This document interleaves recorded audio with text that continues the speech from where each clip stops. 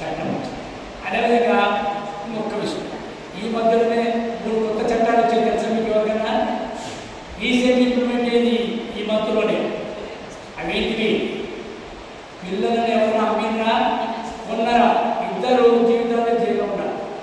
మన చంద్రబాబు తీసుకొచ్చి నరేంద్ర మోడీ పిల్లలు అమ్మినా కొన్నా ఎవరి పని ఇక్కడ జరిగినా ఎవరైనా మన అమ్మాయిల పైన చెడ్డ మాట మాట్లాడినా ఏం చేసినా పోలీసులు పైన లేదు, సెల్ ఫోన్ ద్వారా ఫోన్ చేసి ఎఫ్ఐఆర్ బుక్ అయ్యి వాళ్ళు లోపలేసేస్తారు.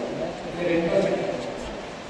నువ్వు మహిళలు రక్షణ తగ్గట్టు ఎవరైనా నేను వెక్కిరించిన మన పిల్లల్ని ఏమైనా చెడ్డ మాట అన్నా ఫోన్ చేస్తే sir police station FIR book అవుతుంది,